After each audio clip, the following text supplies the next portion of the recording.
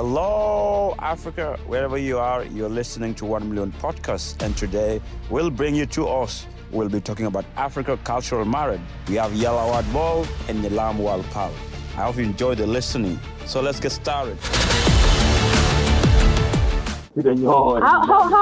do you see the culture, our culture, in terms of marriage? Like in this era we are in, like the marriage before and the marriage now, how do you see it? Like the difference, and how are you seeing the impact? Okay. I would have really loved to been raised in South Sudan. I was born, yes, in South Sudan, but before I knew it, I found myself in Khartoum, in Sudan, totally different culture, and okay. Unfortunately, I did not get, to enjoy that vibe of tradition, the culture in the village. So you're lost.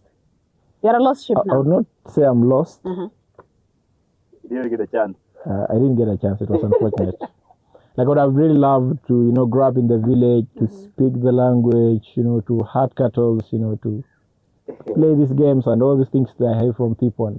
Okay, let's now base in marriage. What I was asking, it's about the dowry, like we pay to take a woman from their home.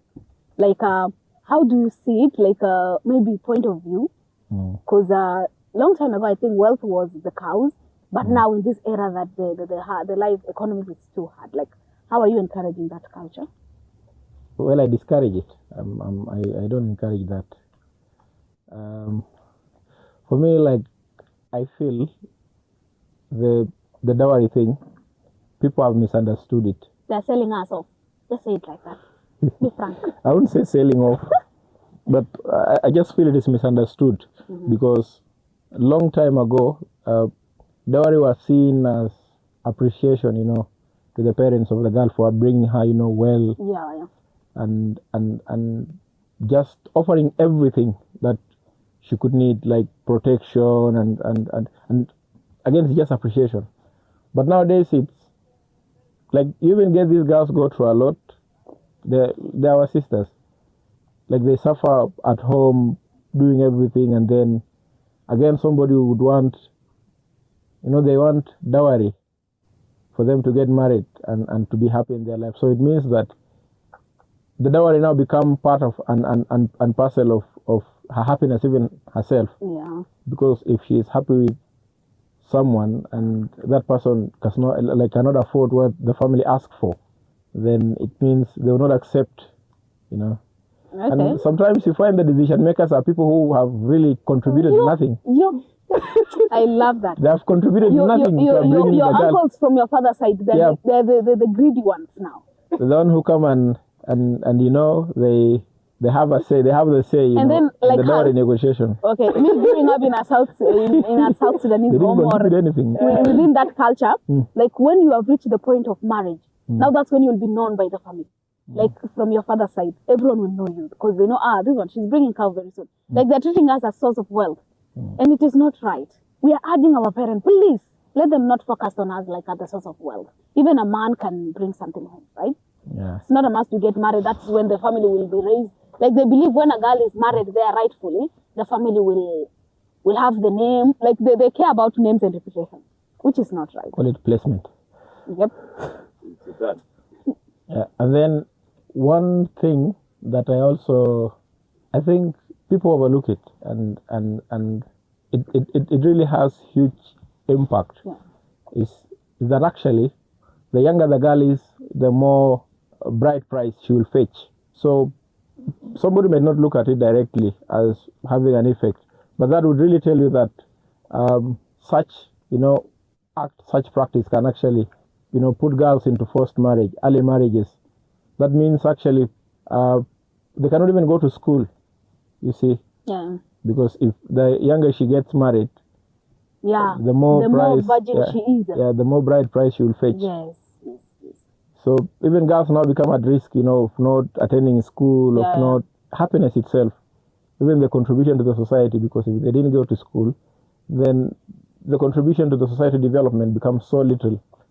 And that also reflects on their well-being, you know. Yeah. So it And has I impact. think the factor of like this effect that is coming up, like the highly pregnancy things, like when teenage mothers, not these young girls are getting pregnant high.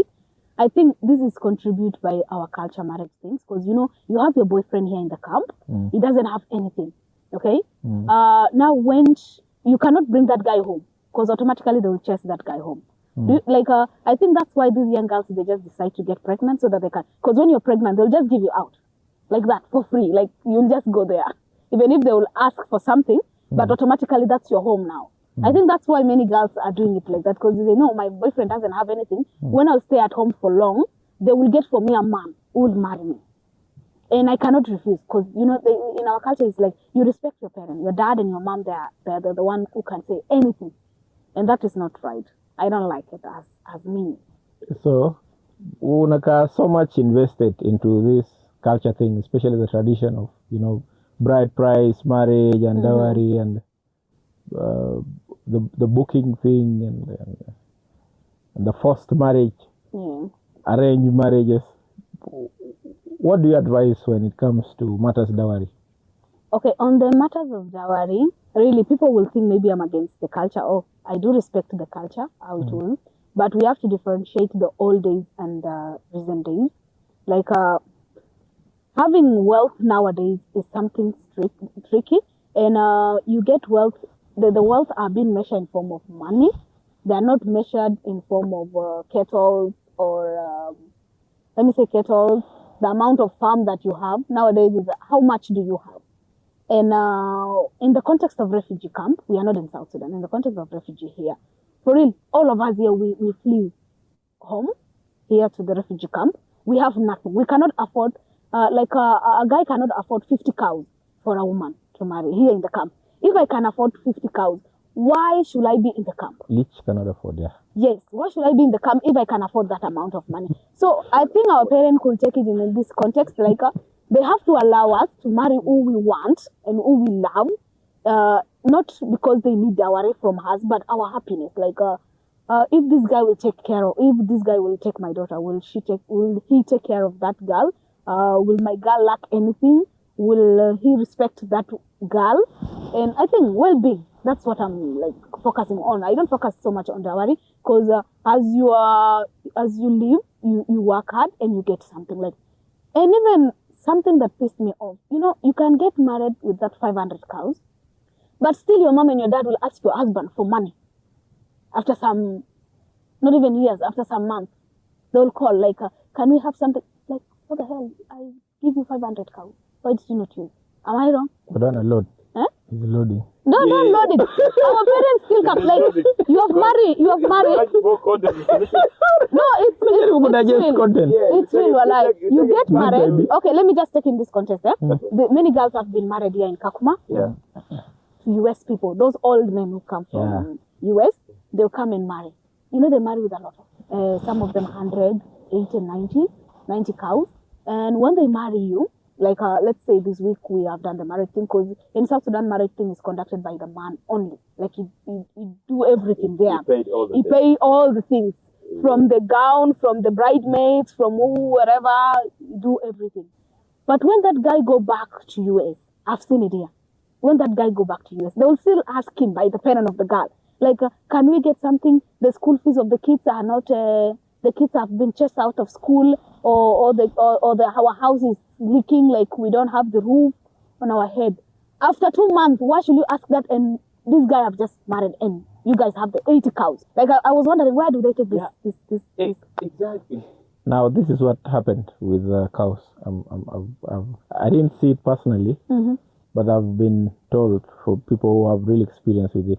What happens to the cows? Actually, they are divided. Like the 80 cows you get in the part where I come from, you get somebody having 4 or 5 wives, and that is your grandfather. So automatically, basically, you might have some 50 to 40 uncles. Now, the 50 to 40 uncles, the 80 cows they took, they divide them maybe 2 or 3. But they'll still have some. Your parents won't have. They won't have? Yeah.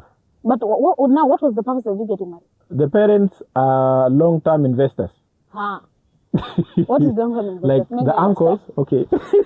Like the money that was got, like the money they got immediately on you. Let me say that the dowry. Yes. The dowry is an immediate income, which is divided among the uncles. Now, your parents are shareholders, like they are here in your marriage. So they it's long term. So they don't need to take care. Like they'll get from you at any time. So theirs is a long term. Now Unlike they'll the come uncles. back to me again and they've given me out with that a lot of money. Yeah. Imagine me, I expect them not to come back to me again. No. When you give me out with a lot of dowry, don't come and ask me money again. Go and use that money wisely. But then in the Shulu culture, in the Shulu culture, okay, the rule is 10 cows, but you don't pay all the 10 cows. Don't pay all of them. Oh, I wish I was There's 1 or 2 cows that remain hanging. You pay 8. If you pay 10, you are a bad in-law. You are a bad person. It means you're actually cutting relations. You don't want anything to do with them. So what you do is that you pay 9. That 1 cow, for your entire life, you are paying it back every time they ask for something. But a cow is just $300 US, just say like that. Yeah. I should just pay them and then they leave me alone. No. That maintain the relationship between the two of you. They'll be coming and ask you again. Actually, it can be. Okay, our culture is not nanny. And then because you have that 1 cow, even if you have nothing at home, if the in-law come to you, you must get something, borrow, whatever. They should not go back empty-handed. You are always the last option, and you are sure bet. You? Yeah. But that's not right. You are the last option. Like you are the last person they go to. If I was a guy, I could have not married from that. No. You are the last guy they go to. But as a lady, I would love to get married there. Because 10, like 8, 9. No, that's small. No, but it's not. They don't do it badly. Like it's mass. Yeah. But it's a as rule. long as you're taking care of that nanny. You're taking care of the girl, yeah. And that 1 cow you're paying your entire life. Yo? Yeah. You 1 cow, I'm against it. Like how can you pay 1 cow? 1 cow in your entire life? Yeah. That's another way of.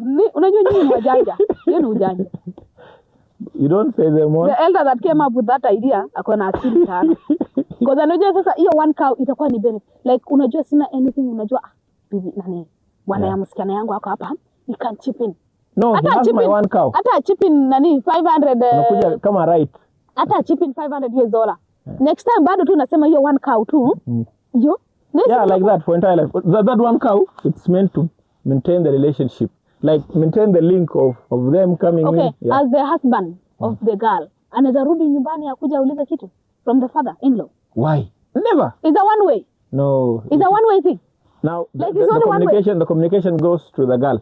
And then kama hao wanakuja hivi wanakukujia, lakini kama wewe ndo una request, ni msichana ndo ana request wewe. So like hiyo iko sawa. Like me, I can tell my wife, like let me say if I'm a guy, I can tell my wife I need 70 million. Please can you go and ask your dad? No.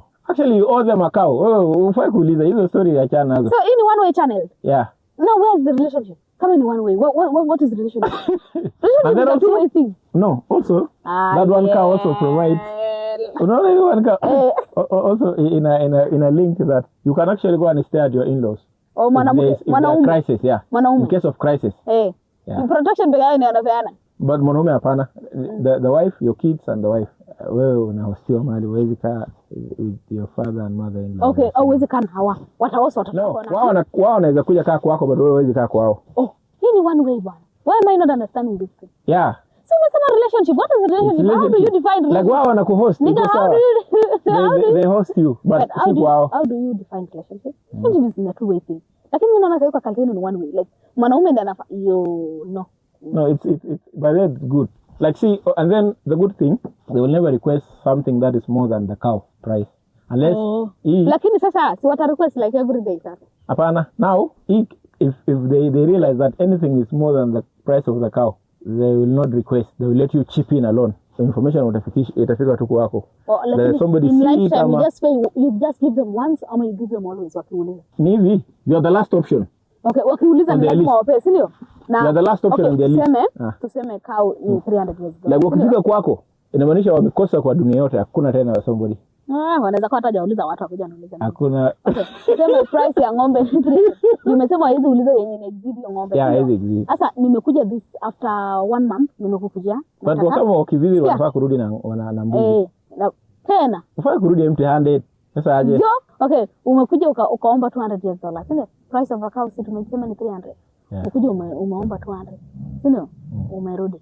Yeah. After 2 months unakuja unaomba tena 200. 2 months. Labda next year ama kitu. Okay, next year unakuja unaomba tena 200. Yeah, hivi. Si exceed your price ya ng'ombe. Price na inamaanisha ni at once ile once kick ile.